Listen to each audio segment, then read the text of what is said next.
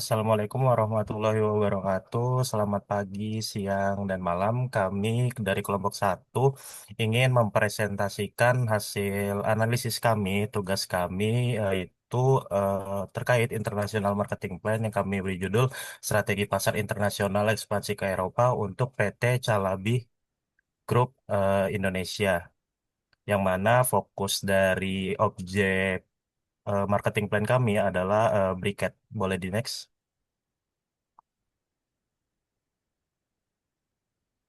Selanjutnya, ini adalah anggota yang terlibat dalam penyusunan marketing plan kali ini. Yang pertama ada David, yang kedua ada Giovanni, yang ketiga ada saya sendiri, Fikri, kemudian ada Muhammad Sutansyah, dan yang ketiga ada Fares Widarto Mahdi. Boleh di next?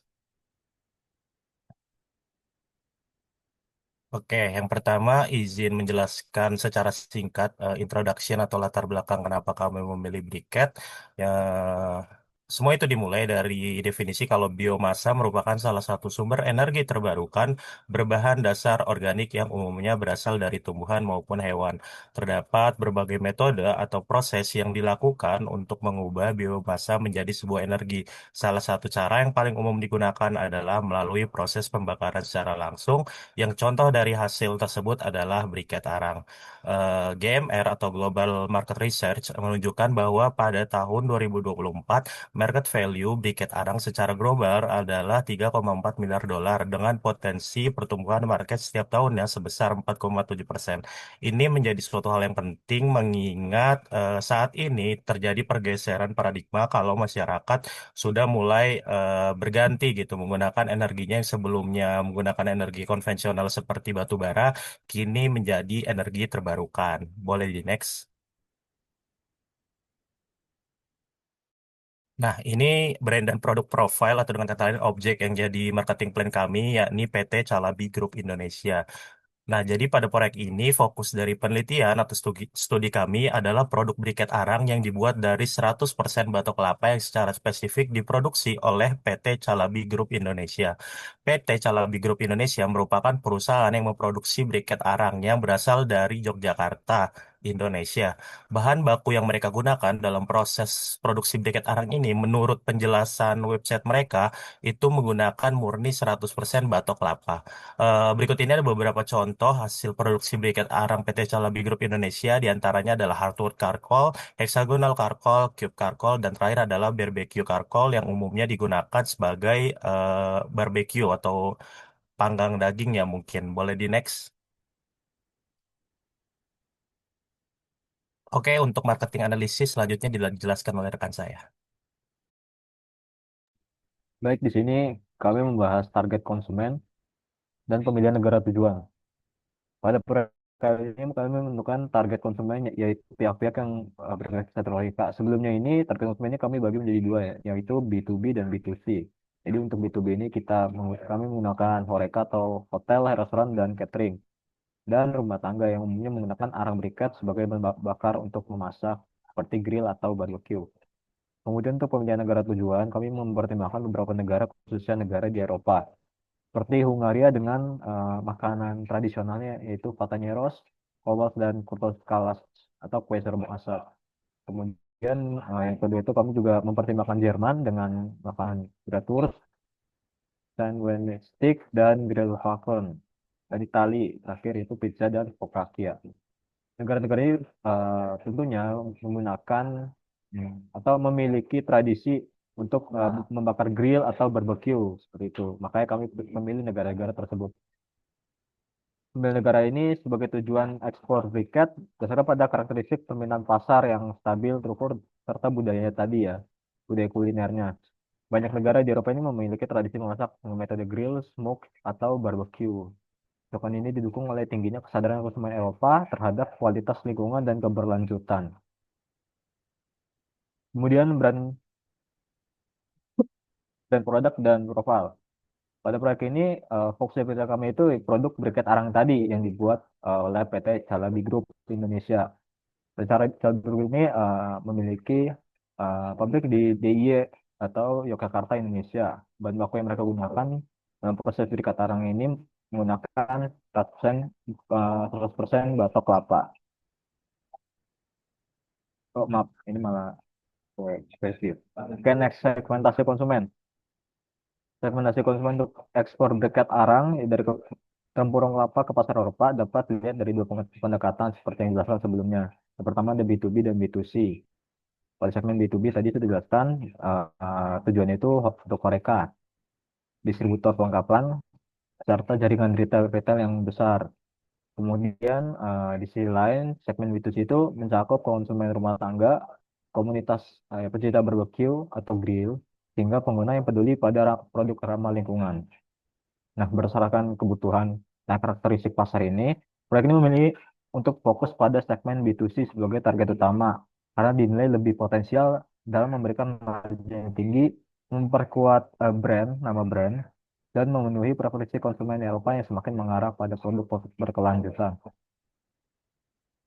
Segmentasi konsumen tidak hanya mengidentifikasikan konsumen, tetapi juga pada bagaimana produk ini ditempatkan atau positioning dan dibedakan atau differentiation. Dalam konteks B2C, seperti yang dijelaskan sebelumnya, Briket Tempurung Kelapa memiliki peluang besar untuk diposisikan atau positioning sebagai produk premium yang menawarkan keunggulan ramah lingkungan, panas lebih stabil, dan durasi pembakaran yang lebih lama. Positioning ini selaras dengan meningkatkan kesadaran konsumen Eropa terhadap penggunaan bahan bakar berkelanjutan atau sustainability.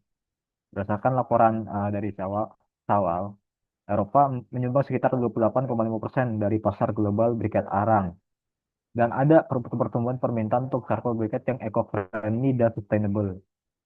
Eropa sendiri kegiatan barbecue ini memang sudah menjadi budaya seperti yang disebutkan sebelumnya. Makanya briquette arang ini menjadi suatu produk yang dapat dipasarkan ke konsumen-konsumen di Eropa. Setelah itu mungkin akan dijelaskan oleh teman saya. Oke, selanjutnya adalah ada analisis pastel yang digunakan, yang kita gunakan sebagai salah satu bagian analisis marketing plan kami. Jadi analisis pastel itu secara singkatnya itu mengkaji aspek politik, ekonomi, sosial, teknologi, environmental atau lingkungan dan legal. Boleh di next?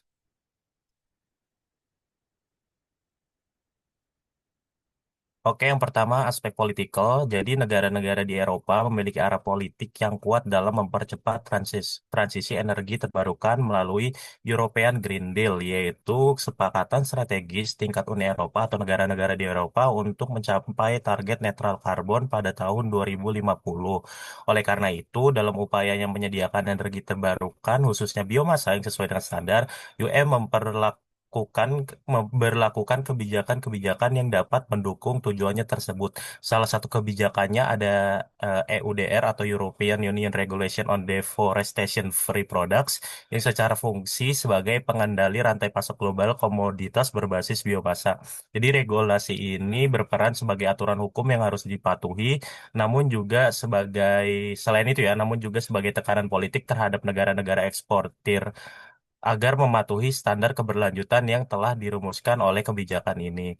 Jadi, dengan kata lain, kebijakan ini mewajibkan bahwa seluruh bentuk komoditas yang sudah disebutkan dalam regulasi tersebut, apapun itu, harus ditanam dan dikembangkan dari lahan bebas deforestasi atau dengan kata lain legal.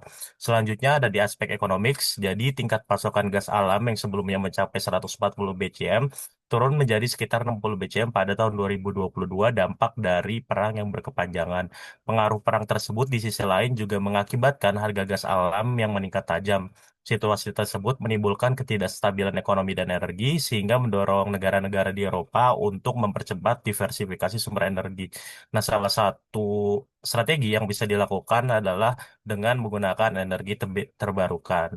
Jadi kalau dalam konteks ini, biomasa khususnya briket kayu mulai dipandang sebagai salah satu opsi yang lebih stabil dan terjangkau bagi sektor rumah tangga.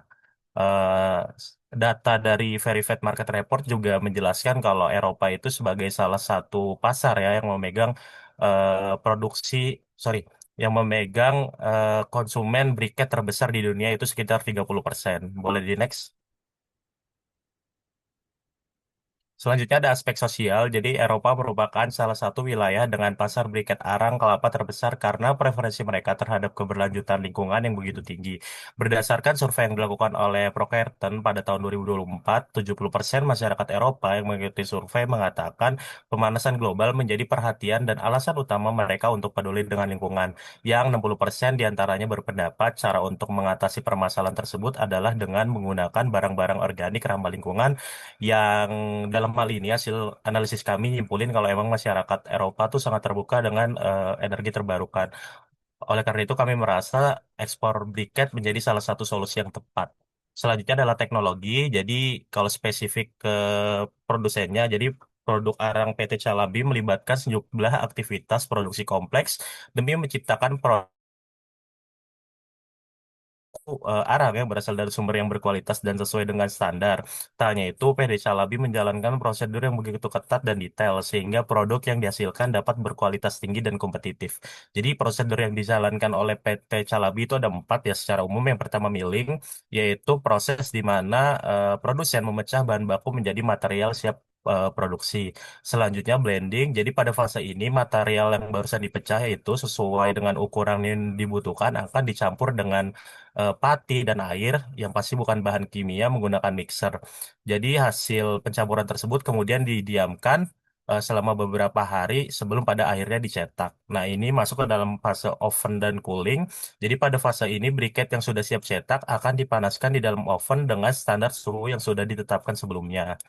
Petugas secara berkala akan menguasai proses ini, memastikan suhu dan durasi oven briket sesuai dengan standar atau ketentuan yang berlaku. Setelah selesai, akan masuk ke proses pendinginan selama 24 jam sebelum pada akhirnya masuk ke gudang pengemasan. Selanjutnya ada tes dan pengemasan. Jadi sebelum masuk ke dalam tahap pengemasan, produk arang briket melalui serangkaian pengujian kualitas, meliputi drop test untuk mengukur ketahanan fisik, pengujian kadar air, serta uji pembakaran.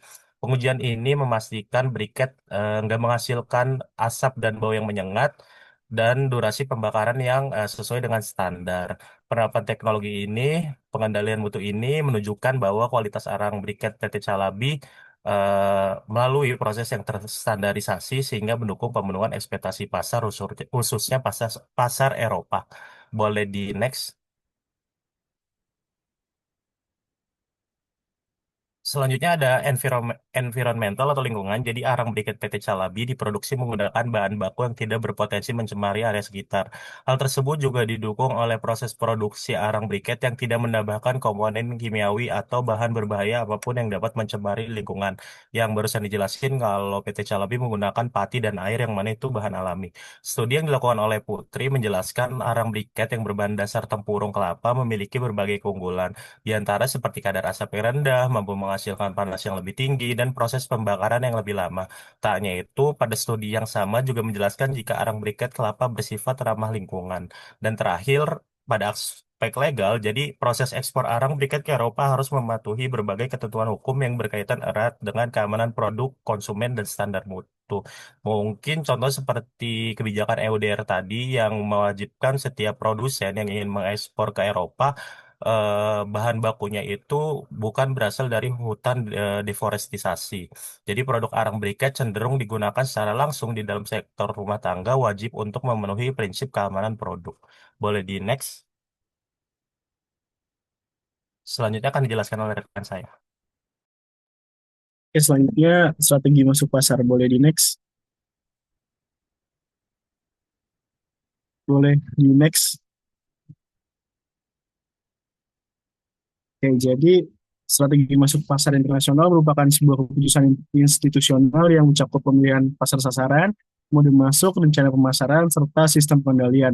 Nah, keputusan mode masuk yang memungkinkan masuknya produk, jasa, dan juga sumber daya manusia atau sumber daya lainnya. Jadi suatu perusahaan ke negara asing memiliki pengaruh penting terhadap kinerja keseluruhan operasional internasional. Eh, Sharma dan Eramili tahun 2004 mendefinisikan mode masuk sebagai kesepakatan struktural yang memungkinkan suatu perusahaan untuk menerapkan strategi pasar produknya di negara tuan rumah, baik dengan hanya melakukan operasi pemasaran, yaitu melalui media ekspor, atau melakukan operasi produk dan pemasaran di sana sendiri atau dalam kemitraan dengan pihak lain. Oke, masuk ke ekspor langsung atau tidak langsung. Jadi bentuk paling umum dari cara memasuki pasar internasional yaitu dengan metode berbasis ekspor, yaitu membeli barang secara internasional. Nah, perusahaan pada umumnya mengekspor barang untuk meningkatkan penjualan dan keuntungan, dan mengimpor barang ketika mereka dapat masuk barang dengan harga yang lebih rendah daripada pasar domestik. Nah, di sini terdapat dua jenis ekspor utama, yaitu ekspor langsung dan juga ekspor tidak langsung. Nah, perbedaannya itu terletak pada perantara, di mana ekspor tidak langsung itu memerlukan perantara, sedangkan ekspor langsung itu tidak. Jadi, menurut Fletcher 2004, ekspor tidak langsung adalah bentuk ekspor ketika suatu perusahaan tidak terlibat dalam aktivitas internasional dan melakukan aktivitas tersebut melalui perantara. Lalu sebaliknya, Albaum pada tahun 2002 mendefinisikan bahwa ekspor langsung adalah aktivitas di mana suatu perusahaan terlibat dalam menjual produknya sendiri ke pasar sasaran luar negeri. Untuk ekspor langsung, perusahaan membutuhkan pengetahuan mendalam dan keahlian untuk melakukan riset pasar, dokumentasi ekspor, dan pemasaran pasar sasaran. Oleh karena itu, untuk ekspor langsung, perusahaan harus memiliki pengalaman yang cukup dalam pemasaran internasional. Lebih lanjut, ekspor langsung membutuhkan analisis mendalam tentang pasar sasaran luar negeri untuk memilih distributor yang tepat untuk pasar tersebut. Nah, ekspor langsung memungkinkan eksportir untuk berinteraksi dengan pasar sasaran, jadi memumpan balik dari pelanggan dan mengumpulkan lebih banyak informasi pasar. Nah, dalam ekspor langsung, perusahaan memiliki lebih banyak penjualan dan kendali atas pasar sasaran. Lanjut yang kedua, licensing. Nah, licensing ini adalah perjanjian aktivitas internasional di mana izin diberikan oleh pemilik hak milik atau pemberi lisensi kepada perusahaan asing atau penerima lisensi dalam bentuk kontrak untuk memiliki hak atas suatu properti atau produk pendukung, dan dalam beberapa kasus keduanya. Nah, umumnya penerima lisensi ini memberikan kompensasi sebagai bayaran di muka dan persentase penjualan sebagai royalti kepada pemberi waralaba sebagai imbalan atas hak kekayaan intelektual.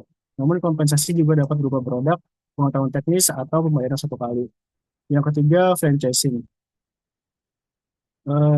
Skill mendefinisikan franchising adalah perjanjian di mana penerima waralaba mendapatkan hak untuk melakukan aktivitas bisnis dengan menggunakan nama atau merek dagang pemberi waralaba, bukan teknologi yang dipatenkan. Nah, waralaba ini memiliki fitur yang mirip dengan lisensi, tetapi perbedaan utamanya adalah waralaba ini memberikan hak atas keseluruhan sistem bisnis kepada penerima waralaba, bukan hanya hak kekayaan intelektual. Nah, dalam waralaba ini, penerima waralaba menerima dukungan bisnis yang terperinci untuk memulai bisnis, yang terutama mencakup kontrol dan bimbingan yang lebih besar dalam manajemen operasional, seperti pelatihan tenaga kerja. Nah, waralaba ini lebih umum di industri seperti hotel, penyewaan mobil, dan juga restoran cepat saji. Ciri umum dari industri ini adalah sebagian besar merupakan industri domestik yang lebih matang dan berbasis jasa yang memiliki ekuitas milik. Yang keempat, joint venture. Given dan Pustai mendefinisikan joint venture merupakan bentuk usaha yang melibatkan pembentukan bisnis baru oleh dua atau lebih perusahaan untuk mencapai tujuan bersama. Nah, joint venture ini adalah salah satu jenis aliansi strategis yang memiliki tim manajemen serta dewan direksi sendiri. Dalam joint venture, kedua perusahaan berpartisipasi secara aktif dalam pengambilan keputusan manajemen strategis. Dan yang terakhir, FDI atau Foreign Direct Investment, di mana ini merupakan mode masuk pasar yang paling kompleks dan berbentuk anak perusahaan yang sebenarnya dimiliki oleh suatu perusahaan di pasar internasional. Nah, menurut United States Department of Commerce, suatu investasi dikategorikan sebagai FDI apabila sebuah perusahaan memiliki kepemilikan saham sebesar minimal 10% atau lebih pada perusahaan asing. Boleh di next?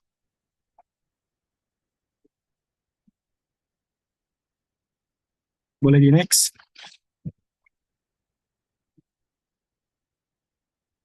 Oke, masuk ke strategi pasar yang dipilih oleh PT Halabi Group Indonesia. Jadi pemilihan strategi ekspor oleh PT Halabi Group Indonesia ini merupakan ekspor langsung yang didasarkan pada kebutuhan untuk mempertahankan kontrol penuh terhadap kualitas produk, rantai pasok, serta klaim keberlanjutan yang menjadi keunggulan utama Briket Arang Tempurung Kelapa. Nah, karakteristik produk yang bersifat quality driven dan bergantung pada standar produksi yang ketat menuntut keterlibatan langsung perusahaan dalam proses ekspornya. Nah, strategi seperti licensing atau franchising berpotensi akan melemahkan pengendalian kualitas dan juga kredibilitas merek, sehingga tidak sejalan dengan positioning produk sebagai eco-friendly premium charcoal di pasar Eropa. Dan dari sisi kondisi pasar juga, Uni Eropa memiliki regulasi yang ketat terkait keamanan produk dan keberlanjutan lingkungan seperti EN 1860-2 dan EUDR yang mengharuskan perusahaan memiliki kendali langsung atas kepatuhan regulasi dan dokumentasi ekspor. Yang melalui ekspor langsung ini, PT Halabi dapat memastikan seluruh seluruh persyaratan teknis dan legal dipenuhi secara konsisten, sekaligus membangun hubungan yang lebih transparan dengan distributor, marketplace, dan juga konsumen akhir. Pendekatan ini akan memberikan fleksibilitas bagi perusahaan untuk menyesuaikan produk, harga, dan juga saluran distribusi berdasarkan respon pasar tanpa keterikatan struktural yang tinggi. Selain itu, dari perspektif risiko dan investasi, ekspor langsung juga menawarkan keseimbangan optimal antara kontrol dan efisiensi biaya. Dibandingkan joint venture atau FDI, strategi ini membutuhkan investasi awal yang lebih rendah dan memungkinkan perusahaan melakukan penetrasi pasar secara bertahap. Ekspor langsung juga berfungsi sebagai fondasi strategi untuk memvalidasi pasar dan membangun brand equity sebelum mempertimbangkan komitmen pasar yang lebih tinggi di masa depan. Dengan demikian, strategi ini dianggap paling rasional dan berkelanjutan dalam mendukung rencana pemasaran internasional oleh PT Halabi Group Indonesia. Boleh di next?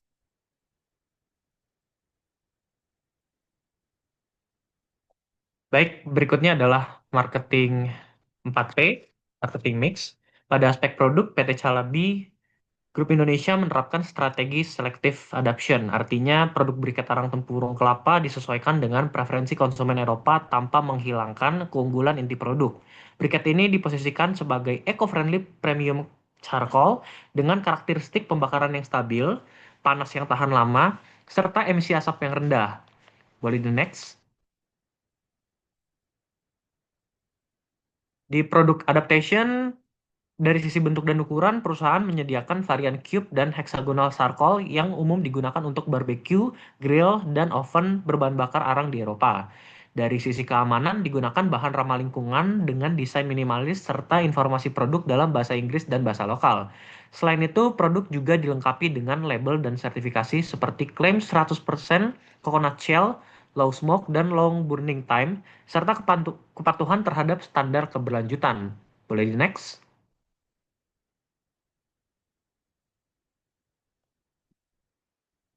Selanjutnya, pada aspek harga, strategi yang digunakan adalah value based pricing. Pricing dengan pendekatan premium moderat. Penetapan harga tidak hanya didasarkan pada biaya produksi, tetapi pada nilai manfaat yang dirasakan konsumen, seperti kualitas pembakaran, efisiensi penggunaan, dan nilai keberlanjutan produk. Strategi ini bertujuan untuk membangun persepsi kualitas tinggi sekaligus menjaga daya saing di pasar Eropa. Boleh di next?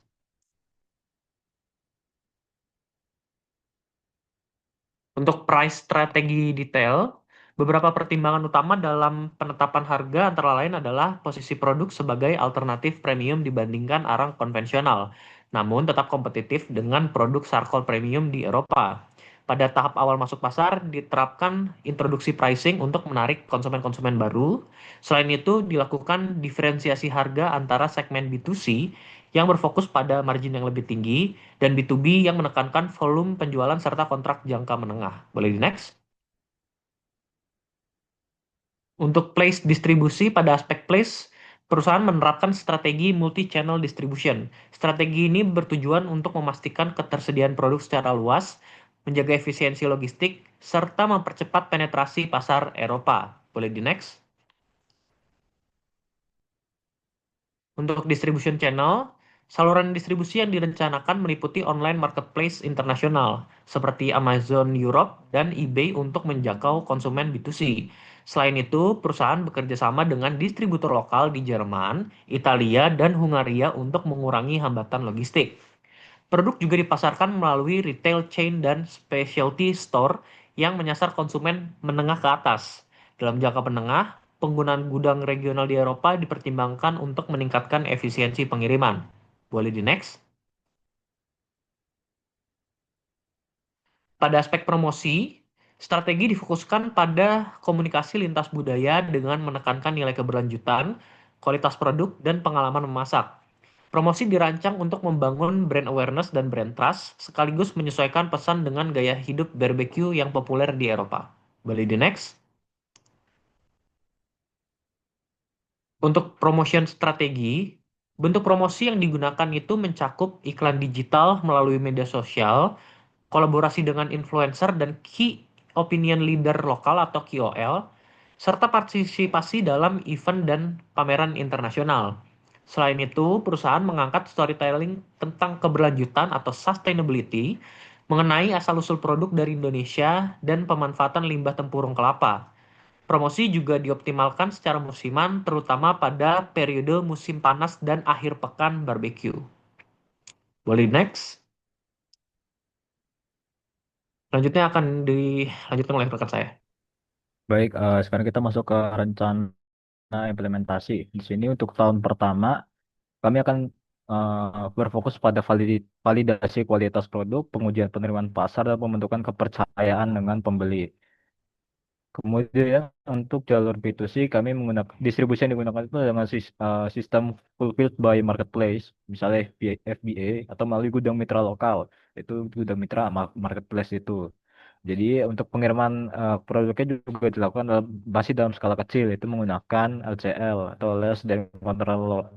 Dari sisi logistik, jaringan ini ditujukan ke pelabuhan utama Jerman seperti yang di Hamburg. Kemudian ini berikut alokasi anggaran kami. Intinya itu kami berfokus pada hal-hal yang diperlukan di awal seperti dokumen dokumen sertifikat, dokumen ekspor dan lain-lain. Kemudian masuk ke tahun kedua, kami mulai menggunakan FCL atau full container load.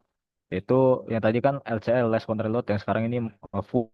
Jadi satu kontainer kita menggunakan satu kontainer untuk mengekspor produk. Kemudian dari sisi pembiayaan, ya di sini nggak beda jauh dari tahun pertama karena masih melihat kestabilan pasar. Kemudian pada tahun ketiga kami berencana untuk mulai menggunakan gudang regional 3PL yang melayani multi country fulfillment. Jadi dari satu gudang di Jerman, pesanan B2C dapat dikirim ke beberapa negara Uni Eropa di dekat Jerman jadinya. Dan pada tahun ini kami mendapatkan informasi multibahasa dalam produk-produk kami, menyesuaikan pesan pemasaran dengan kebiasaan kuliner lokal dan mempertahankan ukuran kemasan B2C yang paling laku karena sudah ada historisnya dari 2 tahun lalu. Di sini asumsi volume ekspor berada pada kisaran 100 sampai 120 ton per tahun, peningkatan dari tahun pertama dan kedua tentunya. Dan secara keseluruhan total anggaran operasional per tahun ketiga diperkirakan sebesar 180.000 US dollar sampai 220.000 US dollar. Kemudian berikut akan dijelaskan oleh rekan saya. Baik, kita masuk ke bagian tantangan dan mitigasi risiko. Next.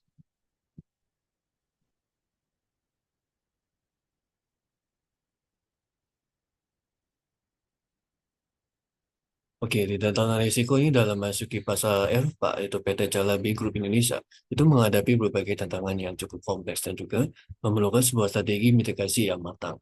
Nah, tantangan itu adalah di sebagai berikut. Boleh di next.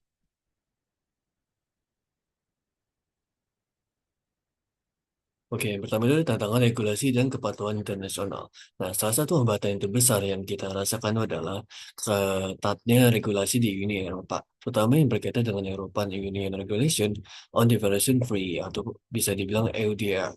Nah, regulasi ini bukan sekadar formalitas administratif, tapi juga benar-benar mengharuskan PT itu sendiri. Oke, boleh next.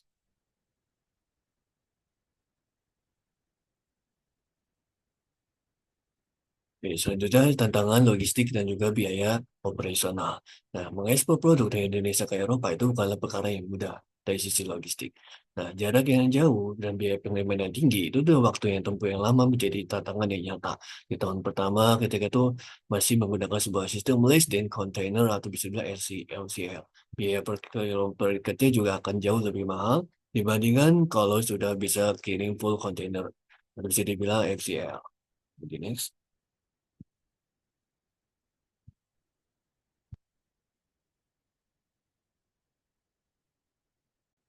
Oke, selanjutnya kita masuk ke bagian tantangan persaingan pasar.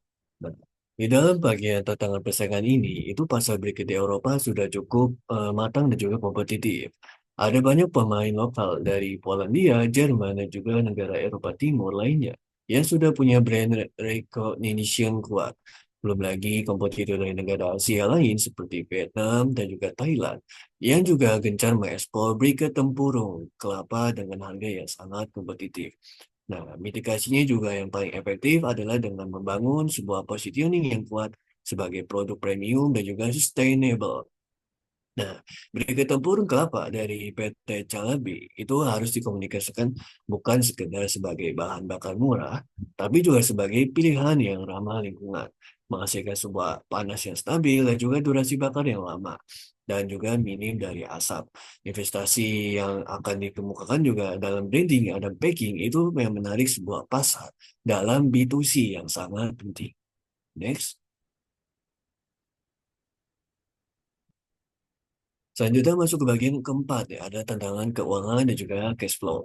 Nah, di bagian tantangan ini, ekspor itu membutuhkan sebuah modal yang tidak sedikit, mulai dari biaya produksi, sertifikasi, dan juga pengiriman sampel, hingga biaya marketing yang dari awal itu sendiri. Sementara pembayaran dari pembeli yang seperti dari Eropa yang biasanya itu menggunakan sebuah sistem letter of credit, bisa bilang kayak LC, atau juga bisa dibilang payment term yang bisa dibilang dari 30 sampai 60 hari setelah barang itu diterima. Nah, untuk mengatasinya, ini dari PT Calabi itu adalah dengan menyiapkan sebuah struktur pembiayaan yang solid dan juga efisien. Memanfaatkan sebuah fasilitas pembiayaan dari ekspor dari lembaga seperti lembaga pembiayaan dan juga ekspor Indonesia yang bisa dibilang dari LPAI atau program Cure Ekspor dari bank pemerintah bisa membantu meringankan sebuah beban modal awal. Next.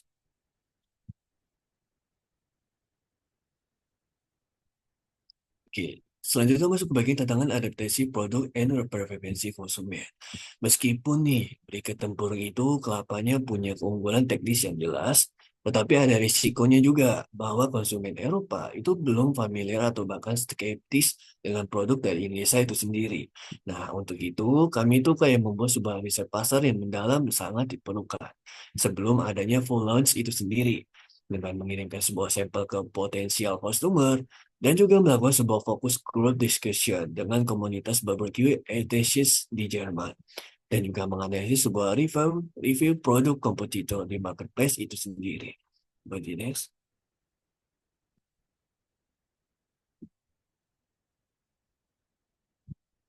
Dan bagian terakhir tantangannya adalah bagian keberlanjutan pasokan bahan baku.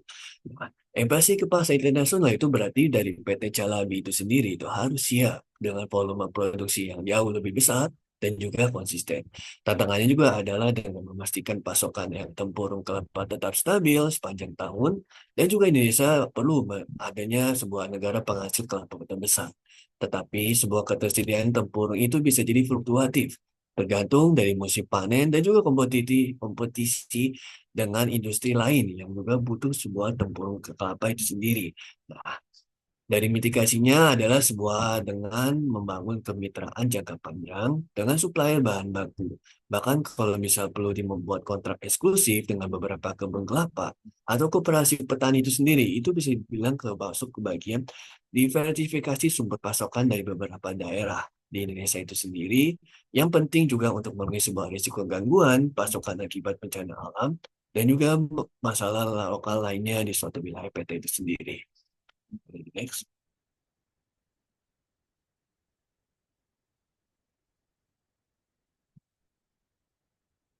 Selanjutnya dilanjutkan rekan kami. Baik, sini sudah mencapai kesimpulan ekspor briket arang terbuka ke tempurung kelapa PT Calabi Group Indonesia ini kami rencanakan diekspor ke pasar Eropa khususnya melalui pendekatan B2C yang memiliki potensi yang kuat namun disertai dengan tingkat kompleksitas yang cukup tinggi. Pasar Eropa menunjukkan peluang yang cukup baik, dorong oleh meningkatnya kesadaran lingkungan, sustainability, stabilnya budaya barbecue dan grill, serta kebijakan transisi energi yang sedang digencar-gencarkan saat ini. Namun demikian, peluang tersebut dibatasi oleh tantangan regulasi yang ketat seperti EUDR, standar keamanan produk Uni Eropa, serta persaingan pasar yang matang. Juga ada seperti permasalahan-permasalahan lain yang berkaitan dengan operasional, yaitu seperti logistik dan pemasaran. Strategi masuk pasar yang dirancang secara bertahap dimulai dari market entry di Jerman, melanjutkan dengan optimalisasi melalui pengiriman produk diawali dengan LCL, kemudian baru bertahap ke FCL. Kemudian ekspansi regional dengan model hubungan distribusi Eropa. Kemudian integrasi strategi pemasaran berbasis marketing mix 4P untuk memperkuat positioning dari produk briket arang ini sebagai briket arang yang eco-friendly premium yang relevan dengan preferensi konsumen Eropa. Kemudian rekomendasi utama bagi PT Calabi adalah menerapkan strategi ekspansi dengan perhitungan yang matang dan berfokus pada keberlanjutan karena memang itu intinya, inti dari produk ini sebagai diferensiasi utama. Perusahaan disarankan untuk memprioritaskan pembangunan sistem traceability, bahan baku yang terintegrasi dari hulu sampai sebagai respon terhadap EUDR, sekaligus sebagai alat pemasaran yang memperkuat kepercayaan konsumen Eropa, serta optimalisasi logistik melalui peralihan yang tepat waktu, serta pemanfaatan gudang regional Uni Eropa yang tadi direncanakan pada tahun ketiga, dijadikan prioritas untuk menjaga efisiensi biaya logistik khususnya dan kualitas layanan dari B2C ini. Dari sisi pemasaran, perusahaan sebaiknya terus mengembangkan konten edukatif dan mungkin marketing yang storytelling berlanjutan yang relevan dengan budaya barbecue di Eropa, serta memanfaatkan marketplace lintas negara sebagai sarana ekspansi dengan risiko relatif rendah karena marketplace ini kebanyakan konsumen itu konsumen B2C. Secara strategis, PT Shalabi juga disarankan untuk tidak melakukan ekspansi terlalu agresif sebelum model bisnis realitasnya di pasar benar-benar stabil dan membawakan profit. Fokus pada konsistensi kualitas produk, penguatan brand, dan pengelolaan cash flow yang sehat akan menjadi kunci keberlanjutan dari ekspor ini. Sekian presentasi dari kelompok satu dengan produk briket arang dari PT Calabi Group Indonesia. Terima kasih.